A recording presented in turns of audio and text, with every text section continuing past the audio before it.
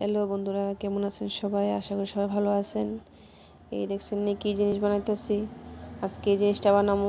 যারা জানেন তো তারা জানেনই, আর যারা জানেন না তাদের উদ্দেশ্যে বলবো, এটা ইলিশ শুটকি। আর যারা মাছ মাংস খাইতে খাইতে যখন আর ভালো লাগে না, তখন এই জিনিসটা বানিয়ে খেয়ে দেখবেন, অনেক মজা লাগে খাইতে।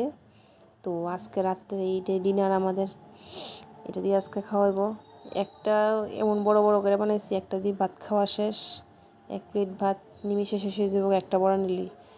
আর তার লেগে প্রথমে আমি কুমড়া পাতা কড়াই দিয়ে একটু লবণ দিয়ে, জল ছাড়া একটু লবণ দিয়ে নুন নিছি। বেশি নরম করবেন না, বেশি নরম হলে ছিঁড়ে যাবে পাতাটা। আর এখানে দেখেন পেঁয়াজ সব মরিচ, শুকনো মরিচ একসাথে পেস্ট করে নিছি। এই দেখেন পেঁয়াজ কুচি করে নিছি। আর ইলিশ শুটকি দিয়ে ছোটো ছোটো টুকরা করে ধুয়ে পরিষ্কার করে নিছি গরম জল দিয়ে। আর এখন সব একসাথে মিক্সড করে নিতেছি।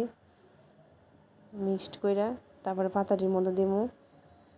পাতাটা আমার একটু বেশি নরম হয়ে গেছিলো, বেশি নরম করবেন না, বেশি নরম হলে ছিঁড়া যাবে পাতাটা। তো মোটামুটি একটু হালকা নরম হলেই নামাই নেবেন। আর এখন দেখেন এটির মধ্যে দিয়ে নিলাম, দিয়ে পাতাটা একটু ভালো করে বটবেন যাতে না খুলে। ভালো করে বইটা এই যে ভাজ করে নিয়ে নিলাম। এই দেখেন আমার রেডি। সুন্দর হয়েছে নাকি দেখতে? পাতাটি একটু নরম হয়েছে, বেশি সুন্দর ছিঁড়ে ছিঁড়ে যেতেছে গা।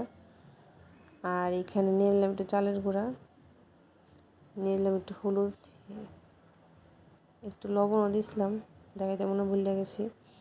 আর এখানে দেখেন চালের গুঁড়ার মধ্যে দিয়ে দিলাম, একটু মচমচ করবো, পাতাটা খেতে ভালো লাগবো।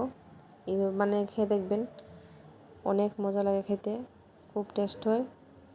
মাছ মাংস যখন আর ভালো লাগে না, তখন এই জিনিসটা বানিয়ে খেয়ে দেখবেন, অনেক টেস্ট লাগে খেতে, খাইতে রুচি আয়ে। তো কেমন লাগছে জিনিসটা অবশ্যই জানাবেন কমেন্ট করে। ভালো লাগলে চ্যানেলটা সাবস্ক্রাইব করবেন। Tata bye.